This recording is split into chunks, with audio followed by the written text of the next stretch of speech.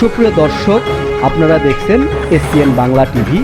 দেখুন ও সাবস্ক্রাইব করুন SPN Bangla TV, দেশ ও মানুষের কথা বলে। এই সংবাদ, বিএনপির ভারপ্রাপ্ত চেয়ারম্যান তারেক রহমানের স্ত্রী জোবায়দা রহমান লন্ডন থেকে ঢাকার উদ্দেশ্যে রওনা হচ্ছেন। বৃহস্পতিবার ৪ ডিসেম্বর বিএনপির উচ্চ পর্যায়ের সূত্র জানিয়েছে, সংকটাপন্ন অবস্থায় চিকিৎসাধীন খালেদা জিয়াকে উন্নত চিকিৎসার জন্য লন্ডনে নেয়ার প্রস্তুতি চলছে।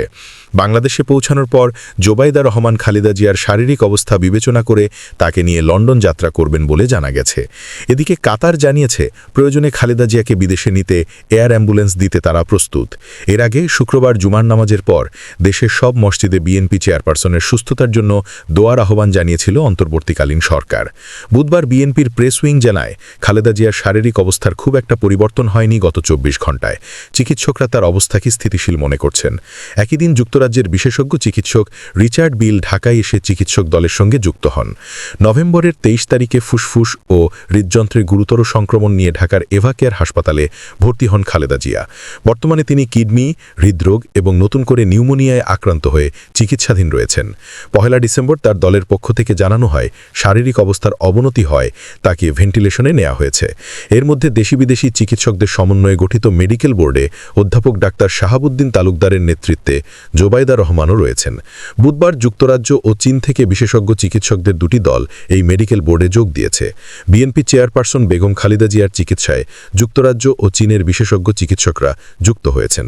বুধবার রাতে রাজধানীর এভা কেয়ার হাসপাতালে চীনের ৪ সদস্যের দল দীর্ঘক্ষণ তার স্বাস্থ্যের অবস্থা পর্যবেক্ষণ করেছেন। হাসপাতাল সূত্রে জানা গেছে, যুক্তরাজ্যের চিকিৎসকদের একটি দলও ইতিমধ্যে চিকিৎসা প্রক্রিয়ায় সম্পৃক্ত হয়েছে। আজ বৃহস্পতিবার দুপুরে বেগম জিয়ার ব্যক্তিগত চিকিৎসক অধ্যাপক ডাক্তার AZM জাহিদ হোসেন সর্বশেষ অবস্থা নিয়ে গণমাধ্যমকে ব্রিফ করবেন।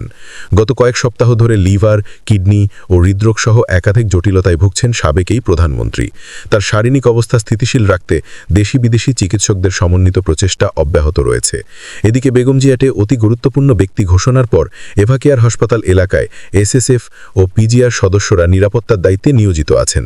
প্রধান উপদেষ্টার কার্যালয় জানিয়েছে, বৃহস্পতিবার দুপুর ১২টা থেকে বিকেল ৪টার মধ্যে হাসপাতালের নিকটস্থ দুটি মাঠে সেনাবাহিনী ও বিমান বাহিনীর হেলিকপ্টার পরীক্ষামূলক অবতরণ উড্ডয়ন করবে। এ বিষয়ে যে কোনো অপপ্রচার থেকে বিরত থাকার অনুরোধ জানানো হয়েছে। Online desk.